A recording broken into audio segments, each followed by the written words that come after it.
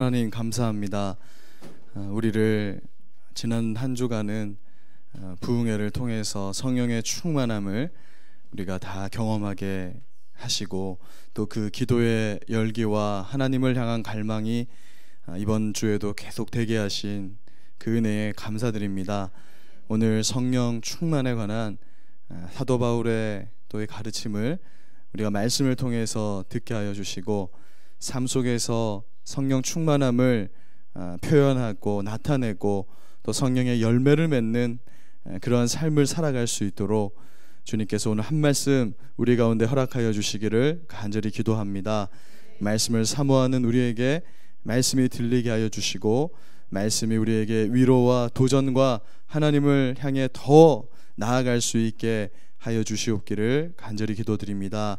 오직 이 예배를 주님께 온전히 맡겨드리며 예수님의 이름으로 기도드립니다. 아멘. 옆에 분들과 같이 한번 인사 나누겠습니다. 성령에 충만합시다. 이렇게도 한번 해볼까요? 당신을 보니 행복합니다. 아멘. 오늘 말씀 제목이 영적 부흥 그 후, 이렇게 이후나 후나 뭐 비슷하니까요. 우리가 이제 지난주에 성령의 충만함을 경험했는데 그러면 그 이후에 우리는 무엇을 해야 할 것인가, 그것에 대해서 한번 살펴볼 텐데요. 에베소서 5장 18절에서 21절 말씀입니다. 한 절씩 오늘 본문 말씀 같이 교독하겠습니다. 제가 먼저 읽고 여러분들 읽어주시면 되겠습니다. 먼저 읽겠습니다. 술 취하지 말라. 이는 방탕한 것이니 오직 성령으로 충만함을 받으라.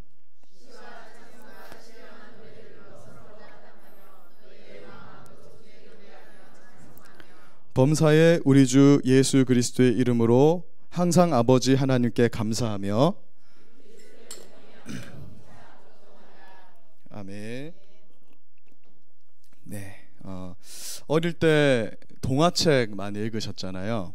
그 동화의 내용은 거의 비슷비슷합니다. 요즘 뭐 나오는 그런 신세대 동화도 굉장히 비슷하고요. 그러니까 어떤 내용이냐면 일반적으로 동화에는 멋진 왕자님이 등장을 하죠. 그리고 온갖 고난과 역경에 놓여 있는 여주인공이 등장을 합니다. 주로 이제 뭐 어머니가 일찍 돌아가셨거나 계모가 있거나 하여튼 이런 역경을 가진 여주인공이 등장을 하고요. 그러나 이 여주인공은 결국에는 모든 역경과 어려움을 다 견뎌내고 거의 마지막쯤에 이제 알고 보니까 이제 이 이상한 애가 왕자님이잖아요. 그래서 왕자님 만나서 행복하게 잘 살았다, 이렇게 결론을 맺는 겁니다. 그런데 이제 이런 생각을 한번 해보게 됩니다. 정말 여자 주인공이 왕자님과 행복하게 잘 살았을까? 왜냐하면 이 왕자와 결혼한 이 여주인공이 일반 평민이잖아요. 근데 일반 평민이 왕족의 시집을 가서 과연 행복하게 살았을까? 이런 것을 이제 어른이 돼서 생각해 보니까 아마 마냥 해피엔딩은 아니었겠다, 뭐 이런 생각들을 해보게 됩니다. 그러니까 모든 문제가 해결되고 그래서 왕자님을 만나서 결혼을 했습니다. 그런데 동화책에 보통 그 뒷이야기가 실려있지 않은 거예요. 그냥 거기서 급하게 마무리되는 것이죠. 행복하게 살았습니다, 이렇게 한 문장으로 마무리되는 것을 보는데, 우리 신앙생활도 이와 같이 뒷이야기가 없는 그런 신앙생활이 될 수 있다는 거예요. 우리가 지난주에 성령의 충만함을 사모하며 사실 이제 10일 전부터 미리 기도하면서 3일간의 부흥회를 통해서 많은 은혜를 받았습니다. 그런데 그 뒷이야기가 없을 수 있는 거예요. 은혜를 받고 그냥 마무리가 될 수 있다는 거예요. 그날 좋았다, 그리고 그게 끝인 거죠. 그 이후에 어떠한 스토리가 없는 신앙, 우리 신앙의 어떤 영적인 각성, 또 영적인 부흥, 그 이후에 어떤 일이 있었는가라는 그런 스토리가 있는 신앙이 돼야 되는데, 그냥 그날 좋았지라는 그런 단회적 사건에 머무르게 되는 신앙은 참 별로인 신앙이다, 이런 생각을 하게 됩니다.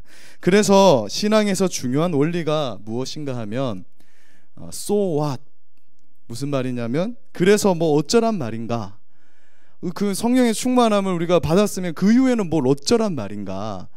영적으로 우리가 회개하고 각성하고 우리 교회에 하나님 부흥을 주시면 그럼 그 다음에 뭘 해야 하는가라는 질문을 해봐야 된다는 거예요. 보통 이제 목사님들이 설교를 할 때 오직 성경 말씀을 전달해야 되잖아요. 근데 제일 인기 없는 목사님이 그냥 성경 말씀만 전하고 끝내는 목사님들이 있어요. 잘 없지만 그냥 다윗이 살았는데 이러이러했습니다 하고 해석과 적용은 성도들이 다 수준이 높으시니까 알아서 하시겠죠 하고 던져놓고 끝내는 목사님들이 있는데, 그렇게 해서는 이제 좋은 설교라고 할 수 없는 것이죠. 목사님들이 설교를 할 때 그 본문에 따른 해석과 적용과 또 예화를 들어가면서 어떻게 하든지 이 말씀이 오늘날 나에게 무엇을 말씀하고 있는지를 알게 하는 게 중요한 것입니다. 그래서 예를 들어서 다윗이 골리앗을 믿음으로 이겼는데, 그래서 오늘날을 살아가는 나에게 그 스토리가 무슨 상관이 있는가? 그럼 나는 뭘 해야 되는가라는 그러한 어떤 메시지를 목사님은 던져줄 수 있어야 되는 것이고, 우리 성도님들도 이제 그러한 그렇다면 나에게 그것이 무슨 의미가 있는가를 항상 생각해 봐야 된다는 것이죠.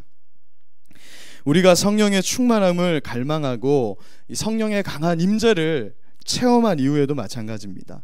그러니까 말 그대로 하나님께서 영적 각성과 영적 부흥을 우리에게 주셨는데, 하나님이 그걸 나에게 왜 주셨는지에 대해서 고민해보지 않고 그냥 좋았다, 그날 굉장한 일이 있었다 이러고 마무리가 되면 그것은 이제 성경적인 영적 부흥이라 할 수 없다라는 것이죠. 그래서 우리는 왜 성령 충만을 받고자 하는가라는 질문이 있어야 된다는 것입니다. 그래서 오늘은 우리 영적 각성, 우리 영적 부흥, 성령의 충만을 받은 이후에 우리의 삶이 어떠해야 되는가에 한번 초점을 맞춰서 사도 바울은 어떻게 말씀하고 있는지 말씀을 한번 살펴보겠습니다. 이 오늘 우리가 읽은 에베소서 5장 18절에서 21절은 성령 충만이 무엇인지에 대해서 사도 바울이 어떠한 메시지를 전달하고 있는 본문을 우리가 확인하게 되거든요. 바울은 에베소서 5장 18절에서 먼저 이렇게 말씀합니다. 우리 18절 말씀 한 번 더 읽어보겠습니다. 시작.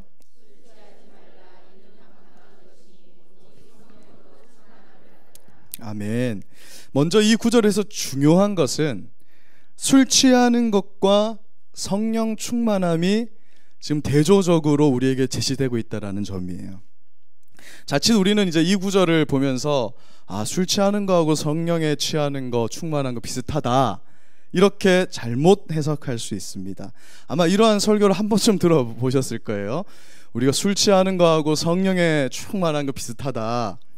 물론 이제 사람을 이끌고 간다는 점에서 비슷합니다.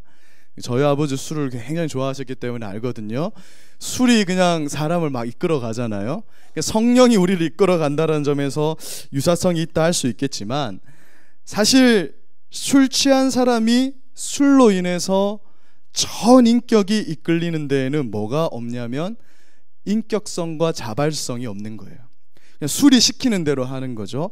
그래서 막 자식들 보고 이렇게 재떨이도 한 번씩 던지기도 하고, 막 자기가 평소에는 굉장히 근엄한 사람인데 술이 들어가면 말이 엄청 많아지면서 술 먹으니까 저 사람 이상하다 라고 하는 그런 어떤 이끌림이 이제 술 취함이죠.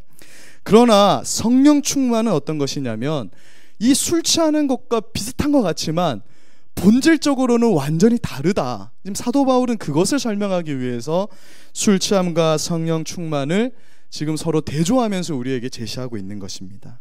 그러니까 성령의 충만함이라는 것은 뭐냐면 굉장히 관계적이고 인격적이라는 거예요. 하나님과, 그 성령 하나님과의 깊은 관계성에 따라서 내가 자발적으로 그분을 따라가는 것이 바로 성령 충만의 특징이라는 거예요. 하나님이 우리는 가끔 그렇게 기도할 수 있거든요. 막 성령이 충만함에 임해가지고 나의 의지와 상관없이 하나님 날 좀 끌고 가줬으면 좋겠어요. 우리 젊은 친구들은 더 그렇거든요. 우리 청년들이 막 야한 영상을 보거나 할 때 그냥 갑자기 컴퓨터가 꺼지거나, 그러니까 우리가 바라는 건 그거라는 거지. 하나님이 좀 그렇게 그냥 극단적으로 뭔가를 해주시기를 바라고 그게 성령 충만한 삶이라 착각할 수 있는데, 하나님은 절대 그렇게 하지 않으시죠. 그렇다면 우리 신앙생활은 굉장히 쉬울 것인데, 그렇지 않고 하나님은 반드시 인격적으로 우리에게 질문하시고 스스로 그것을 거절하면서 하나님을 따라가게 하는 방법. 그래서 술 취함은 인격성이 없지만 성령의 충만함은 인격성이 있다라는 것을 지금 말하는 것입니다. 그래서 술에 취하는 사람은 자칫하면 멍멍이가 되시지만 이 성령에 충만한 사람은 그 어떤 사람보다 인격적이고 신사적이라는 거예요. 여러분, 성령에 충만한 사람이 아유 저 사람 저거 못 쓰겠다 하는 사람은 없죠. 어떻게 저 사람은 저렇게 인격성이 있고 신사적이고 저 사람 난 사귀고 싶다. 이것이 성령의 충만함의 특징으로 나타난다라고 말씀하는 것입니다. 그래서 사도 바울은 이 성령 충만의 필요성을 지금 강조하기 위해서 당시 에베소라는 도시의 현실을 빌려와서 지금 말씀을 하는 거예요. 당시 에베소 지역을 한마디로 설명하면 방탕의 도시이고 술 취함의 도시였다 이렇게 말합니다. 그러니까 이 도시는 늘 그냥 이 술판이 벌어지고, 해양 도시잖아요. 술판이 벌어지고 그냥 방탕함이 넘쳐나는, 우상 숭배와 각종 음란한 것이 넘쳐나는 그러한 도시였습니다. 에베소 사람들은 술로 인해서 방탕하였고 그래서 자제력을 잃어서 하나님의 법도와는 완전히 상관없는 삶을 살아가고 있었거든요. 그래서 사도 바울은 지금 술 취함과 이 방탕함이라는 심판받을 만한 삶을 이겨낼 수 있는 유일한 대안이 무엇인가? 이 방탕한 삶에서 우리를 건져내는 것은 오직 성령의 충만함밖에 없는 것이다라고 우리에게 제시하고 있는 거예요. 너희가 성령으로 충만해지지 않고서는 거기서 나올 수가 없다. 그걸 설명하기 위해서 술 취함을 가지고 왔다라는 것입니다. 우리가 살고 있는 이 한국 사회가 정말 방탕한 시대인 것 같아요. 특히 우리나라가 이제 세계 1위인 게 많죠. 어제 축구를 보니까 피파 주간 처음으로 1등을 하니 많이 하는데 그런 좋은 것은 1등이 잘 없고 이혼율, 자살률, 청소년 불행지수, 성매매, 교통사고, 각종 술에 대한 항목에서 항상 1위를 달립니다. 그게 한국이라는 사회잖아요. 그래서 어쩌면 이 사도 바울이 살던 시대의 에베소보다 더욱 방탕한 시대, 그러한 도시를 살고 있는 것이 바로 이 한국 교회의 성도들이라는 생각을 하게 됩니다. 그런데 오늘 사도 바울의 말씀을 빌리자면 이러한 세상에서 우리가 어떻게 방탕함을 이기고 술 취함을 이길 수 있는가? 방법은 성령의 충만함을 받는 것밖에는 없다라고 말씀하고 있는 거예요. 성령 충만한 삶이 멸망으로 이끄는 이 방탕한 삶을 이기게 하는 유일한 대안이다, 사도 바울은 말씀하고 있는 것입니다. 자, 그렇다면 이제 성령 충만이 그러면 과연 무엇인가가 중요한 거잖아요. 그냥 기도해서 마음이 뜨거워지고 막 방언이 나오고 뭔가 막 기도가 막 터져 나오는 게 성령 충만인가? 우리가 그토록 사모하고 강조하고 있는 이 성령 충만이 본질적으로 무엇을 말하는지에 대해서 오늘 이 사도 바울이 우리에게 가르침을 주고 있다라는 것입니다. 먼저 에베소서 5장 18절에서 성령으로 충만함을 받으라 이렇게 말씀을 해요. 이 헬라어로 쓰여진 원래의 성경은 동사가 어떠한 형태인지가 굉장히 중요하거든요. 이 동사는 첫 번째로 수동태가 쓰입니다. 수동태가 뭐냐면 우리나라엔 잘 없는 말이죠. 수동태라는 것은 이 성령 충만은 우리 의지로 되는 게 아니라는 거예요. 이것은 하나님이 은혜로 부어주셔야만 가능한 것이지, 선물로 이것은 주어지는 것이지, 내가 성령의 충만을 막 바라면서 엄청나게 기도를 하고 그 기도가 쌓여서 성령의 충만함이 임하는 것이 아니다라는 것을 먼저 강조하고 있는 것입니다. 그래서 우리에게 무엇이 필요하냐면 이 성령 충만한 삶을 살기 위해서 첫 번째로 성령의 충만함을 주시기를 간절히 바라는 마음이 필요하다는 거예요. 내가 능동적으로 그것을 이끌어내는 것이 아니라, 우리가 마치 이제 우리는 다 동양인들이기 때문에 속에서 어떤 기를 막 이렇게 끌어내듯이 성령의 충만함이 내 속에서 막 나오는 것으로 우리가 착각할 수 있는데, 우리의 종교성이 그렇거든요. 근데 그것이 아니라 하늘에서 하나님께서 성령의 충만을 떨어뜨려 주셔야 된다라는 것을 사도 바울이 첫째로 강조하고 있는 것입니다. 그래서 혹시나 우리가 성령의 충만함을 받더라도 우리는 교만할 수 없는 거예요. 왜냐하면 이것은 하나님이 우리에게 선물로 주신 것이기 때문에 항상 우리는 겸손함과 감사함을 가질 수밖에는 없는 것입니다. 그러면서도 이게 수동태면서도 또 어떤 형태냐면 명령형으로 쓰였다라는 것을 주목해야 돼요. 그러니까 성령 충만은 오직 하나님의 주권 가운데 이루어지는 것이지만 또한 우리에게 명령으로 주어진 것이다. 무슨 말이냐면 이 성령의 충만은 신자들이 받아도 되고 안 받아도 되는 그런 종류의 것이 아니라는 거예요. 뭐 예를 들면 이제 방언의 은사 같은 것은 하나님 안 주시면 어쩔 수 없는 거잖아요. 안 주시면 어쩔 수 없고 내 기질상 안 되는 분이 있을 수 있지만 성령의 충만이라는 것은 안 받아도 되고 받아도 되는 그런 종류의 것이 아니라 신자라면 반드시 받아야 되는 그러한 종류의 것임을 사도 바울이 강조하고 있다. 그렇게 말씀하고 있는 것입니다. 성령의 충만은 누구도 예외가 없는 거예요. 우리가 그리스도인이라면 다 성령에 충만해야 된다. 그렇게 말씀하고 있는 것입니다. 여러분, 왜 성령의 충만이 중요할까요? 우리가 성령으로 충만하지 않으면 반드시 다른 것으로 충만해지기 때문에 그런 것입니다. 오늘 이 다른 것이 뭐냐면 에베소서 5장 18절 말씀에서 대조되어 나타나는 술 취하고 방탕한 것으로 우리는 충만하게 되는 거예요. 중간은 없습니다. 내가 성령으로 충만하지 않으면 반드시 하나님께서 원치 않는 술 취함과 방탕함으로 내 삶은 충만해지기 때문에, 하나님이 기뻐하시지 않는 것으로 충만해지기 때문에 내 삶을 성령의 충만으로 채워야 된다라고 그렇게 말씀하고 있는 것입니다. 그래서 우리가 오늘 말씀을 통해서 주목하고자 하는 게 뭐냐면 이 성령 충만이라는 것은 하나님의 명령이라는 거예요. 받아도 되고 안 받아도 되는 것이 아니라는 것입니다.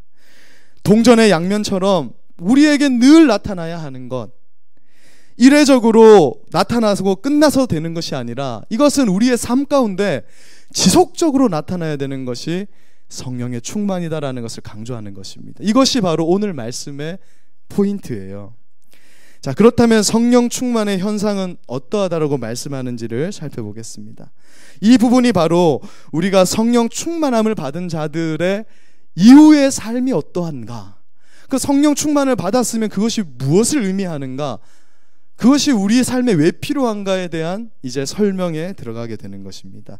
우리 함께 5장 19절에서 21절을 한 번 더 읽어보겠습니다. 시작.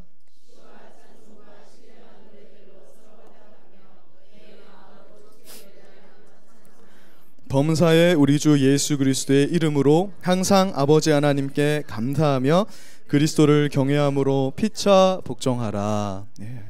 총 4가지가 제시가 되면서 이게 성령 충만이다 이렇게 말하는 거예요. 우리가 생각할 때는 수만 가지 방언을 하고 뭔가 막 기도를 막 20시간씩 하고 40일 금식 기도를 하는 것으로 성령 충만이 나타나는 것이 아니라 이러한 4가지가 바로 성령 충만이다, 이렇게 지금 사도 바울이 우리에게 말씀하고 있는 것입니다. 자, 첫째로 한번 읽어볼까요? 저 한 장 넘겨주세요. 첫째 한번 읽어보겠습니다. 시작. 아멘. 이게 성령 충만함의 모습이라는 거예요. 화답이라는 것은 어려운 것이 아니라 서로 말하는 것입니다. 우리가 늘 하는 거죠. 대화를 말하는 거예요. 네가 말을 걸면 내가 대답하는 것이 바로 화답입니다. 말하는 것을 보면 그 사람이 성령 충만한지 아닌지를 알 수 있다라는 거예요. 아무리 기도를 많이 하고 아무리 신령한 은사들이 그에게 나타난다 해도 그의 말이 변하지 않으면 그가 성령 충만한 자라 할 수 없는 것이라 사도 바울은 말씀합니다. 여러분, 다른 것으로 성령 충만을 얻으려고 할 필요가 없는 거예요.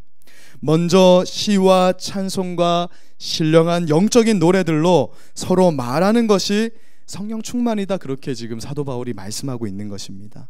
예를 들면 이런 거예요. 우리가 처음 만났을 때, 야, 넌 오늘 화장이 왜 그렇게 됐냐? 이렇게 말하는 것이 성령 충만이 아니라는 것이죠. 야, 너는 뭐 요즘 왜 이렇게 뚱뚱해졌냐? 이런 말을 하면 성령 충만이 아니라는 것이죠. 성령 충만은 뭐냐면 야, 오늘 하나님의 은혜로 정말 날씨가 좋지 않냐? 야, 오늘 말씀처럼 우리 성령 충만한 삶을 살고자 한번 힘써보자. 할렐루야, 하나님 감사합니다. 하나님과 함께하는 권사님을 보면 저는 늘 행복합니다. 이게 성령의 충만함의 이 결과물이라는 것이죠.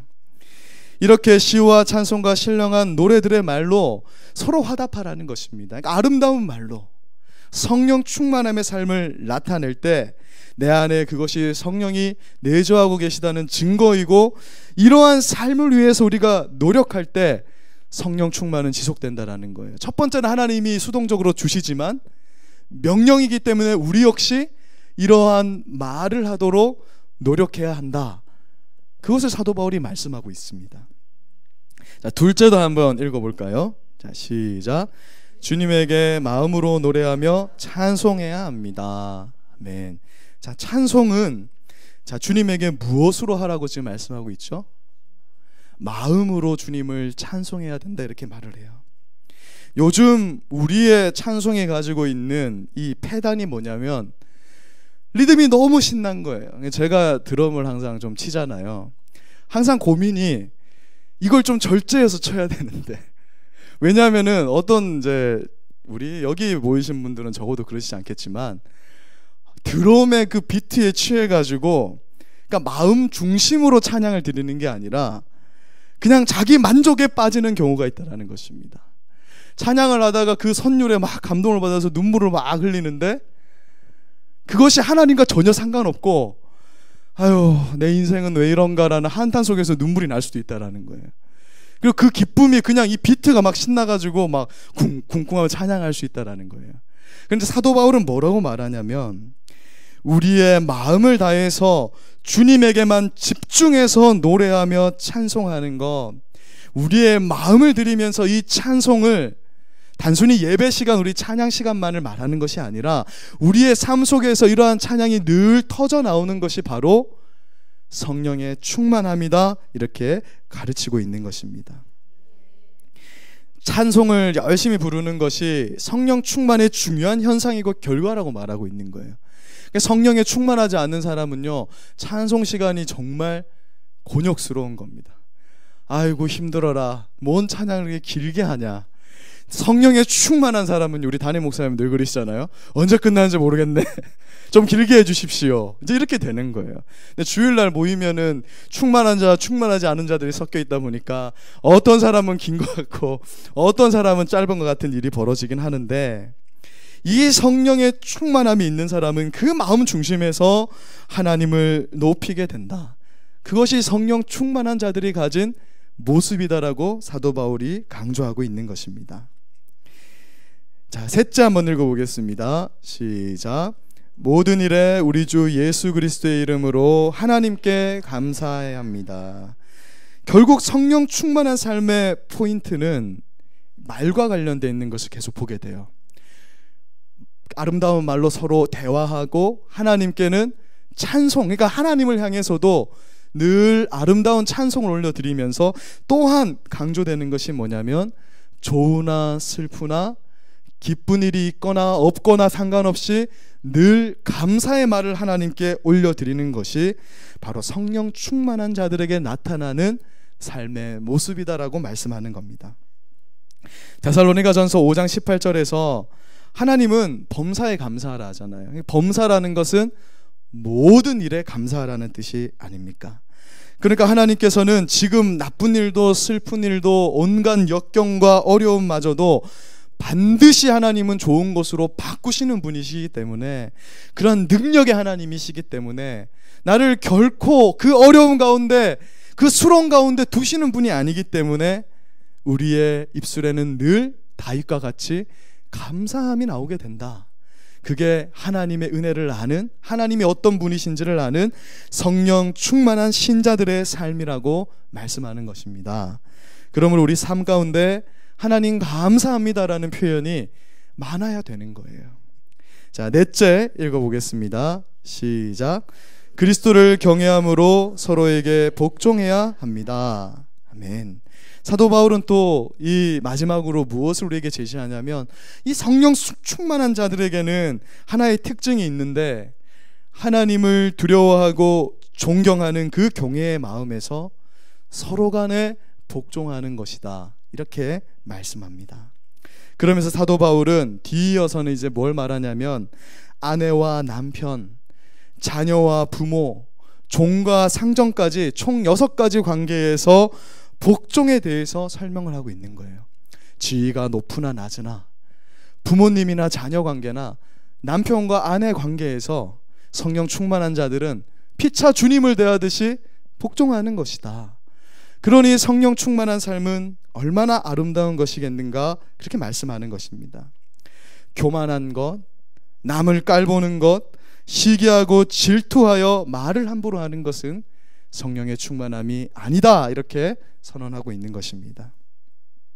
그래서 오늘 말씀을 이제 정리해 보니까요, 이 말하는 것과 이 복종은 수평적인 우리 이웃들과의 관계에 대해서 지금 사도 바울이 말하고 있는 걸 보게 돼요. 우리 성도들 간에 좋은 말을 하고 또 피차 복종하는 것은 우리 성도들과의 관계이고, 하나님께 노래와 찬송과 감사를 드리는 건 또 수직적으로 하나님께 올려 드려지는 것이다 라는 것을 보게 됩니다. 이렇듯 성령 충만이라는 것은 단순히 신비하고 초월적인 어떤 막 삶이 열리는 게 아니라 오히려 일상에서의 생활과 관련되어 있는 것이다, 그렇게 사도 바울은 말하는 거예요. 여러분, 사도 바울의 서신서를 보십시오. 얼마나 많이 너희가 예수를 믿고 구원을 받았으면 이렇게 살아야 된다라는 것을 강조하고 있는지를 우리가 말씀을 통해 확인하게 되는 것이에요. 사도 바울은 우리가 성령 충만함을 받았다면 우리 일상의 삶이 변해야 된다라는 것을 지금 강조하고 있는 것입니다. 여러분, 우리가 왜 성령 충만을 갈망합니까? 우리가 뭐 어떤 막 힘을 얻고자, 뭐 초자연적인 은사가 막 임해가지고 막 사람들에게 나누어주는 뭐 그런 삶을 우리가 갈망하기 때문에 그런 것일까요? 성령의 은사, 성령의 열매를 맺는 것이 왜 우리에게 중요한 것이겠습니까? 나를 높이기 위해서, 그래서 이 사람 막 안수해주고 도와주기 위해서 그런 것일까? 성경은 전혀 그렇게 말씀하고 있지 않다라는 거예요.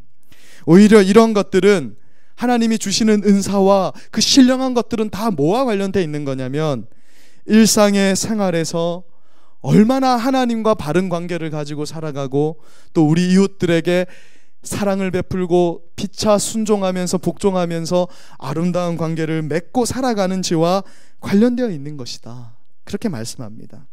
성령 충만한 삶은 이 땅의 일상적인 삶 가운데 하나님과 그리고 우리의 이웃들과의 바른 관계성과 관련되어 있는 것이다, 그렇게 말씀하는 거예요. 그래서 교회에서 신령한 것을 경험하고 영적인 충만함을 얻었는데 삶은 전혀 그렇지 못하다, 그것은 정말 성령 충만한 삶이라 할 수 없는 것이죠.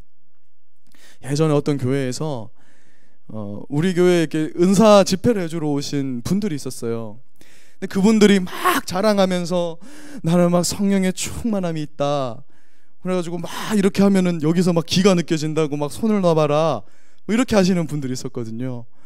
그런데 그때 이제 우리 청년들이 밑에서 막 설거지를 하고 있는데 그 성령에 충만하신 분이 오셔가지고 오징어를 좀 구워달라고 하는 거예요. 설거지하고 있는데. 그래도 참 은혜의 마음으로 오징어를 구워드렸는데, 와서 그때 이제 대학생밖에 안 된 청년한테 오징어를 이렇게 못 구우면 어떡하냐고 막 타박을 하는 거예요. 그래 놓고 이 시험에 빠졌죠, 청년은. 근데 이분은 올라와서 성령 충만하게 막 하고 있는 거예요. 근데 오늘 말씀을 우리가 보면서 생각해 보면 그분은 절대 성령 충만한 사람이 아니라는 걸 알게 되는 겁니다. 사도 바울은 강조하는 거예요. 너희가 성령 충만하고 신령한 것을 강조하는데 그것과 함께 일상의 삶이 변화가 없다면 너희는 지금 성령 충만을 잘못 이해하고 있는 것이다, 그렇게 말씀하고 있는 것입니다. 그래서 우리가 성령 충만한 자인가를 우리가 오늘 점검해 봐야 되는 겁니다. 단순히 우리가 오랜 시간 기도했고 그래서 막 지금 기도가 쌓이고 우리가 막 지난주에 성령의 영적인 엄청난 이 부흥의 세계를 경험했잖아요. 근데 그것이 내가 지금 성령 충만하다라는 것을 말해주는 것이 아니라 내가 지금 사람들과의 관계성 속에서 얼마나 사랑의 말을 하는지, 내가 그 사람들에게 얼마나 낮은 자가 돼서 그를 섬기고 피차 복종하고 있는지, 지금 하나님께는 내가 얼마나 마음의 찬송을 드리고 또 하나님께 감사의 말을 많이 하고 있는지, 그런 것을 통해서 너의 성령의 충만한 삶을 분별하라고 사도 바울이 우리에게 오늘 도전하고 있는 것입니다. 그래서 아내와 남편의 우리가 만약에 문제가 있다면 이렇게 생각해야 돼요. 지금 단순히 둘 사이에 어떤 문제가 발생한 것이 아니라 성령의 충만함이 우리 부부 사이에 지금 사라진 것이다라는 것을 캐치해야 되는 겁니다. 자녀 부모 사이에 지금 맨날 다툼이 있고 이놈의 자식이 정말 나의 말을 안 듣고 방황하고 지금 이 가족 간의 이 부모 자식 간의 관계가 완전히 틀어졌다면 이것은 이놈의 자식이 지금 친구를 잘못 만나서 그런 게 아니고 성령의 충만함이 우리 가정에 없기 때문에 그렇다라는 걸 캐치해야 된다. 그걸 지금 사도 바울이 말씀하는 것입니다. 성령의 충만하여서 하나님과의 관계가 바로 서 있지 않으면 우리의 인간관계는 무너지고 마는 거예요. 기억하십시오. 영적 각성, 영적 부흥은 성령 충만한 삶을 살기 위해서 필요한 것입니다.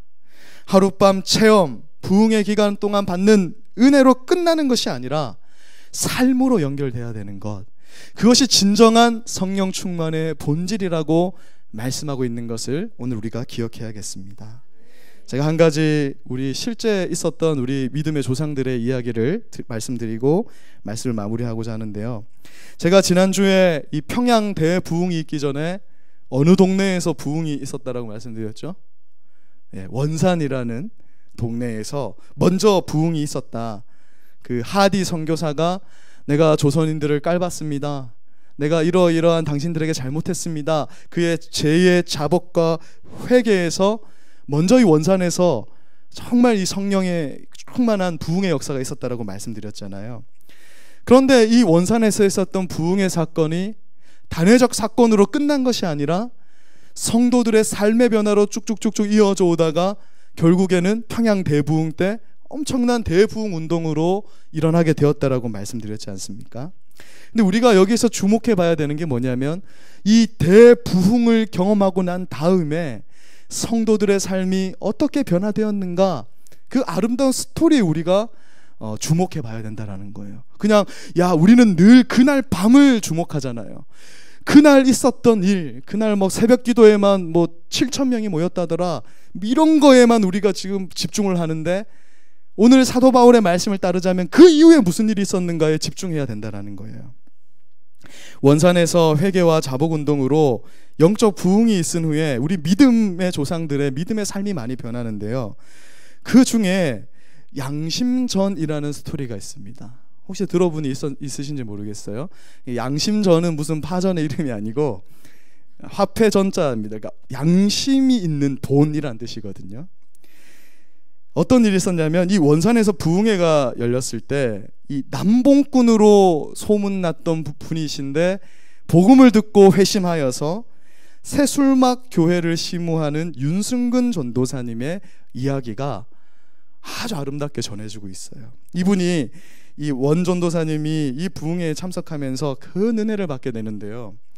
하디 선교사가 죄를 자백하고 회개하는 그 모습에 감동을 받고 과거에 이 사람이 선교사의 매서인 역할을 했거든요. 매서인은 뭐냐면 예전에 이제 전도지라든지 그 쪽복음이라 해서 이제 성경 정권을 당시에는 구하기 어려우니까 뭐 누가복음, 마가복음 이런 것들을 이렇게 쪽복음을 사람들에게 나눠주기도 하고 또 팔기도 하면서 일정한 수익을 얻으면서 살아가던 게 선교사를 돕던 그러한 직책이 있었는데 그게 매서인이에요.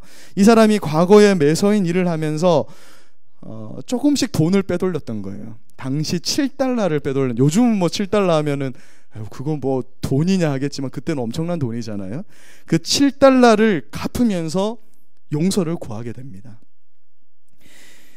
또 거기서 그치지 않고 이 사람이 이제 원산에서 새술막이라는 동네까지 걸어가는 거예요. 걸어가면서 돌아오는 중에 주여 내 속에 남은 죄를 기억나게 하셔서 나를 회개하게 하소서 하면서 걸어가는 겁니다. 그때 예수 믿기 전에 이 사람이 이제 인천에 있는 주전소에서 근무를 할 때 회사에서 봉급을 줬는데 20원을 더 준 거예요. 근데 이 사람이 그걸 회사에 말하지 않고 그냥 꿀꺽한 겁니다. 그게 생각이 난 거예요. 그래서 윤승근 전도사는 즉시 20원을 마련해서 인천으로 달려가게 됩니다. 그러나 이미 주전소는 폐쇄되고 그게 없어져 버린 거예요. 자, 이쯤 되면은 보통 사람들은 야, 하나님이 20원은 그냥 내 돈으로 여기게 하시는구나 생각하고, 이 정도 되면은 하나님이 20원은 나 가지라 하는 것이다 하고 꿀꺽했겠지만, 이 사람은 당시 주전소의 역할을 대신하던 서울의 탁집으로 찾아가게 됩니다. 근데 거기서 뭐라고 말하냐면, 내가 몇 년 전에 20원을 더 받아가지고 지금 갚으러 왔소이다 하면서 20원을 딱 내놓게 됩니다. 그러니까 이 탁지부 관리가 놀래가지고 뭐라고 얘기하냐면, 이렇게 정확하게 이제 기록이 돼 있어요. 대저 사람들이 나라 돈이라면 없는 이유를 대서라도 거저 먹으려 하거늘 예수 교인은 어찌하여 아니 갚아도 될 돈을 갚으려 하는가, 이렇게 말을 했다 적혀 있습니다. 그리고 이 돈을 받아서 이제 영수증을 써주는데 그 영수증에 명목이 필요하잖아요. 뭔가 거기다가 뭐라고 적었냐면 양심전 이렇게 쓴 거예요. 그래서 그 영수증을 하디 선교사가 자기가 기념으로 가지고 가버립니다. 그리고 이 내용이 당시 신문에 실리게 될 정도로 이슈가 돼요. 그래서 어떤 소문이 퍼지기 시작하냐면, 예수 믿는 사람들은 이상한 사람들인데 굉장히 양심적인 사람들이고 당시 조선 사회에 없던 일을 하는 사람들이다라는 소문이 퍼지게 됩니다.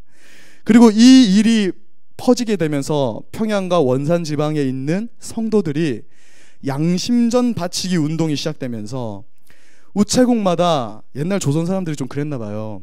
빌리고 안 갖다 주는 게 많았나 봐요. 옛 주인에게 빌렸던 또는 그냥 가지고 있던 물품을 돌려주기 위해서 우체국에 그 물품이 가득 쌓여 있었다, 이렇게 기록을 하고 있습니다. 영적 각성, 그 영적 대부흥 운동이 그날 저녁 그냥 예배당에서 같이 기도하고 회개하고 그렇게 마친 것이 아니라 성령 충만한 삶으로 지속되어지고 나타내지게 돼서 하나님께 영광을 돌리게 되었다, 이렇게 말씀하고 있는 거예요. 만약 오늘날 한국 교회에서 이러한 운동이 회복된다면 전도는 자연적으로 되는 것이 아니겠습니까? 제가 어릴 때만 해도 한국 교회가 사람들에게 좋은 평가를 받았어요. 우리 할머니가 당신은 교회에 나가지 않으시면서도 저를 교회로 보냈는데 이유가 뭐냐면 교회에 나가면 착한 사람이 되니까. 요즘 누가 교회 보내면서 착한 사람 되라고 교회 보냅니까? 그때는 제가 어릴 때만 해도 그랬다는 거예요. 교회 보내면 착한 사람 되니까 손주를 교회에 보냈다라는 것이죠. 그것이 바로 성령 충만한 삶의 결과다, 이렇게 말씀하는 겁니다. 말씀을 마무리하겠습니다. 자, 성령 충만은 삶으로 나타나는 은혜로운 행동이라는 것을 배우게 됩니다. 그래서 그 삶은 전도로 이어지게 되는 거예요. 당연히 성령 충만한 삶은 하나님이 기뻐하는 삶이고 사람들을 감동하는 삶이 되어서 그들에게 복음을 전달하게 되는 놀라운 삶, 그것이 바로 성령 충만한 삶이다 말씀합니다. 초대교회 성도들이 그러한 삶을 살았어요. 날마다 모이기를 힘쓸 때 그들은 자신들이 가진 것을 다 팔아서 가난한 자들과 나누며 살았다라고 말씀합니다. 그럴 때 하나님은 성도의 수를 날마다 더하셨다 말씀해요. 신비한 것을 쫓으면서 성도들 간에 다툼이 많았던, 서로 경쟁하던 그 고린도 교회에는 문제가 많았고요. 말씀이 선포되고 날마다 말씀이 가르쳐지면서 삶의 변화를 촉구했던 에베소 교회는 튼튼히 서가면서 선교의 중심지가 되었다라고 그렇게 역사는 기록하고 있습니다. 하룻밤 신령한 체험을 하거나 뜨겁게 기도하는 것이 성령의 충만이 아니라는 것이에요. 그것은 시작이고 이제 우리에게는 그렇다면 그 성령의 충만이 임한 우리가, 그 영적 부흥이 임한 우리가 이제 무엇을 해야 하는가, 그 아름다운 스토리를 이제 써내려가는 자들이 되어야 된다는 것. 거기서 마무리가 아니라 이제 그 일 이후에 경주 선교교회 신도들은 이러이러한 아름다운 삶의 모습을 해나가더라, 그것을 써내려가는 그 뒷이야기가 풍성한 우리 경주 선교교회의 성령 충만한 우리 성도님들이 되어야 할 줄로 믿습니다. 함께 오늘 말씀 우리 에베소서 5장 18절에서 21절을 읽고 같이 기도하도록 하겠습니다. 같이 마음에 이 말씀을 품으면서 읽고 제가 기도하고 함께 기도하겠습니다. 시작. 술 취하지 말라. 이는 방탕한 것이니 오직 성령으로 충만함을 받으라. 시와 찬송과 신령한 노래들로 서로 화답하며 너희의 마음으로 주께 노래하며 찬송하며 범사의 우리 주 예수 그리스도의 이름으로 항상 아버지 하나님께 감사하며 그리스도를 경외함으로 피차 복종하라. 아멘. 기도하겠습니다. 사랑하는